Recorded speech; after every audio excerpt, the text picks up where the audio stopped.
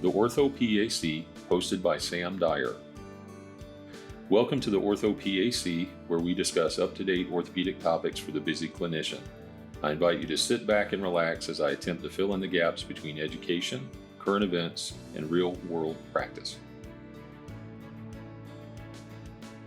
Today's guest is Shani Fleming, a PA with a background in family medicine, adolescent medicine, infectious disease, and urgent care. She is currently on faculty of the University of Maryland Grad School PA program and Intercultural Leadership Certificate program. She also represents the faculty of the graduate program in the President's Diversity Advisory Council. She is considered a diversity and inclusion leader throughout many national and state organizations and has reached thousands of underrepresented students promoting diversity, both in education and in faculty. She is currently working on her PhD. This is an abbreviated introduction, but let's just say you know what you're talking about. Welcome, Shani.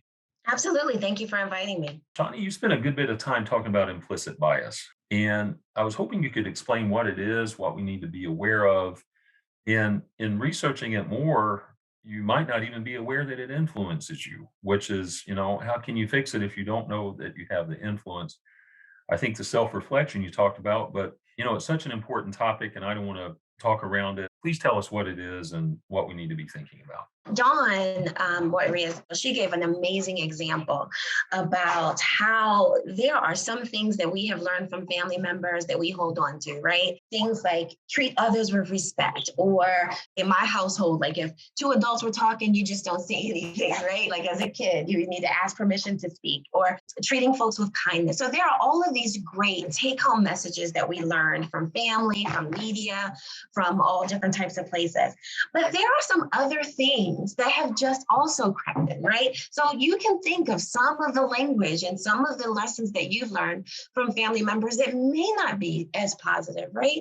But it's still in there. I definitely have family members that I've been around and have sort of perpetuated some of these things. And whether you are aware of it or not, it exists. The media, what you read, just society as a whole creates these messages that creep in, and they're unconscious. We are all well-meaning people.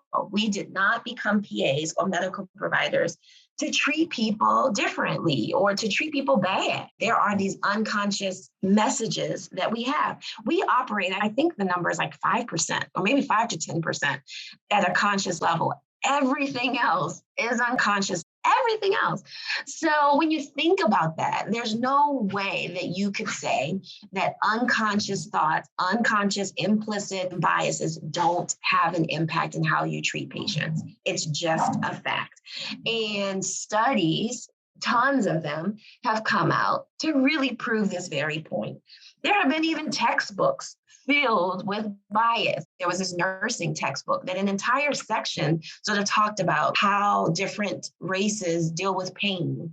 I think if you're Muslim, you will rather, instead of taking medicine, you're going to pray to Allah. That's explicit, right? But those are some messages that are there and have been taught to us in our training and just practices. I think there was even a recent study that asked medical students and even lay people about pain. And the vast majority of medical students felt like Black folks were able to tolerate pain more so than others, that maybe the skin was thicker. This was in 2016. That was actually a study that somebody did? Yeah, this is a well-known study. So I think it was over 400 medical students were surveyed, and this is what came out. That was a belief. And so that translates.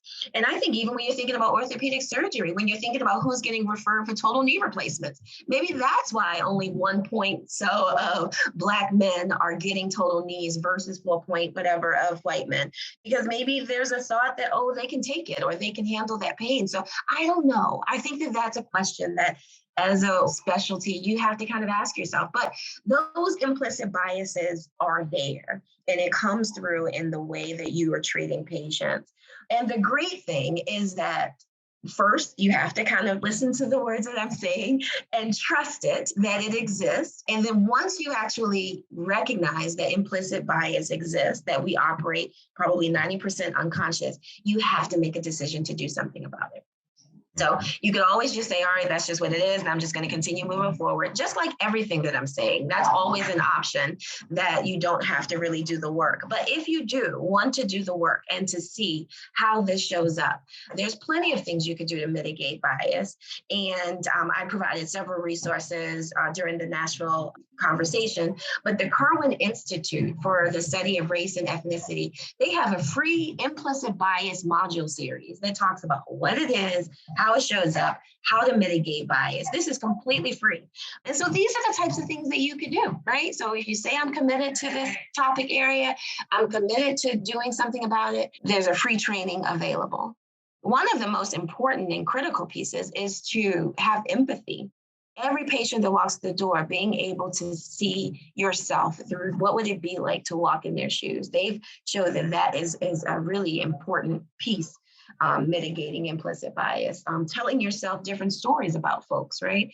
So counter storytelling, maybe what you see on TV or what you've heard or what you read, maybe telling yourself a different story, meeting someone, getting to know them, inviting folks to your house so that you actually are getting to know people, to really give yourself a counter narrative to whatever that sort of bias is that you may have. So there are lots of mitigating techniques that you can use, but really the first step is going to be recognizing that I have this bias, that it actually shows up in how I'm treating patients, and making a decision to move forward and do something about it.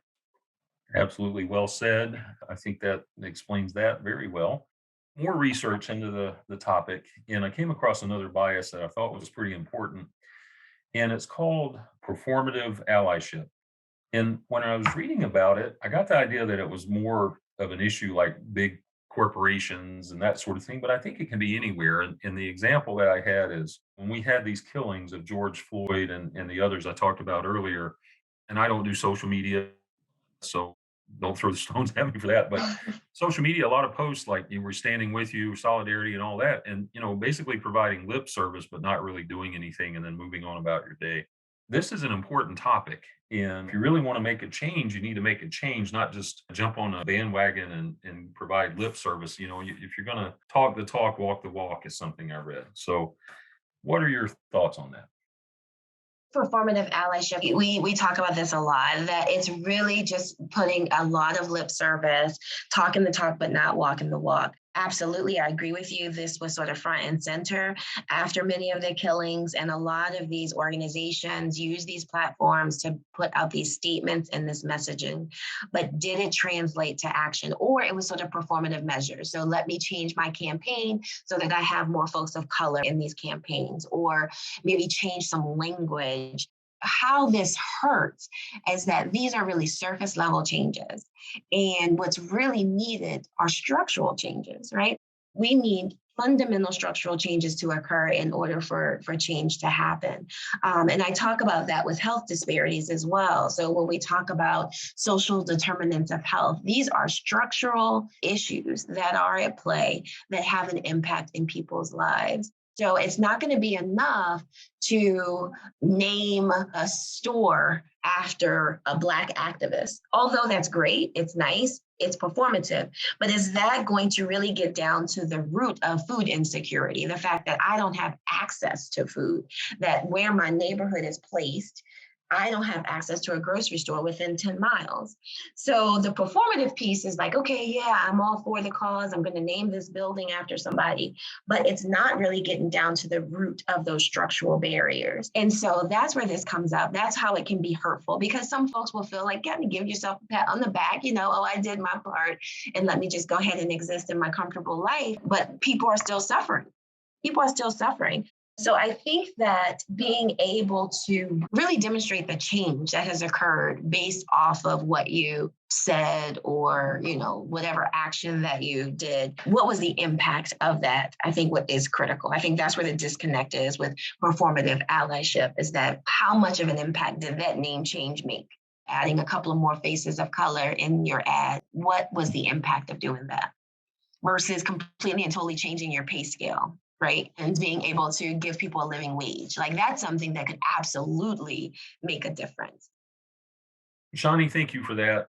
I truly want to make changes and promote a more inclusionary, diverse group of PAs in orthopedics and orthopedic surgery. I also want to do that for PAOS, including our leadership. How? How do we do it? How can we measure our progress? And what would be some realistic goals for our organization? Great question. Again, I think that I keep saying the same thing. It's just really important that you're asking the question because I think that's going to be the first step in making any sort of change. Is just being at a place where you're able to ask the question. My title is equity. This is my title, equity, diversity, inclusion officer within my school. And so we put equity first, right? We put equity first, diversity second, and inclusion. And the reason is when you're thinking about inclusivity, you want to think about what are you including people in, right? There are some problems with the word inclusion because it's like, well, who's doing the including? What are the measures by which somebody's going to be included? And what's the environment that you're including me in? So I may not want to be included in an organization or an environment that is not welcoming, or their mission or their practices are not meeting some of the demands that are important to me. So what's really critical is looking at the environment, right? So you think about a dinner party, you don't invite people over to your house without cleaning your house first, right? And so I think that that's really the first step is taking a critical look inside and seeing how can I create the best environment possible. What should we be thinking about we haven't talked about? I was able to pull some records from NCCPA and looking at the race and the ethnicity of orthopedic surgery specialty. In 2015, it was 91% white. 2019, 91% white. 2015, 2.2 Black. 2019, 2.1% Black. So that is a clear area that I think that the organization needs to do some critical self-reflection. Is this who we are? People they don't like it when I say this, but if it's who you are, it's who you are. If that's how you want to represent yourself and just kind of move forward in life, because I think the worst thing is trying to pretend that you want to be something that you're not. So being able to critically look at yourself and say, as an organization or as a specialty, is this who we want to be? If we want to be more reflective of our population and we want to welcome race and ethnic diversity, if this is what we want to do, then we need to take steps to get there, right? So what are we doing at PA programs to recruit folks of color within our programs? What are we doing in our admissions practices? How are we as clinical preceptors demanding that our students really look like the patients that we're serving? How many of us are going to historically Black colleges or Hispanic serving institutions or tribal colleges and mentoring or establishing a pre-PA program? You have to determine what your bandwidth is. Where's your sphere of influence? Where are you going to take a stand? It could be as simple as going to your PA program and being on the interview committee. Or it can go as far as creating a pre-PA orthopedic surgical organization within a HBC, historically Black college university. So I think that you have to determine where that is, but there's so much that you could do as it relates to racial and ethnic representation within the profession as a whole, and then specifically in your specialty. All of this, it connects. After you've read it and you're thinking about it, everything connects. Good buddy of mine that's been on my organization POS for a long time says, you know, I wish there were more people that look like me. And I think I heard you say that when you were doing your talk. And imagine your patients, what they're thinking. I think promoting inclusivity, diversity in our group is just better for your patients, if nothing else. So I want everybody to think about that. It's very important and it's very meaningful. And I can tell you this, as long as I'm the president of the PAOS and we have this organization, one of my priorities is to promote inclusion, diversity, and to make this a better place. I want our patients to feel comfortable with us, and I want us to feel comfortable with our patients. And we're going to do what we can. And Shani, I hope this, like I said, is not the end point. I hope it's a starting point where we can work together and hopefully make our nation more diverse and understand these biases. That's great. Yes, let's keep the conversation going. It's very, very important. Shani, any closing thoughts or anything you'd like to share with our listeners? Thank you so much for inviting me. Thank you so much to the listeners for just being open to having this conversation. It's hard. I think that it's complicated. I think it's something that all of us grapple with, every single one of us. Just, what can we do? How can we improve ourselves and how can we improve kind of the experience of others and really walking from that place of humility? So I just appreciate you all and I challenge you all to just continue to ask yourself those hard questions and just take a step.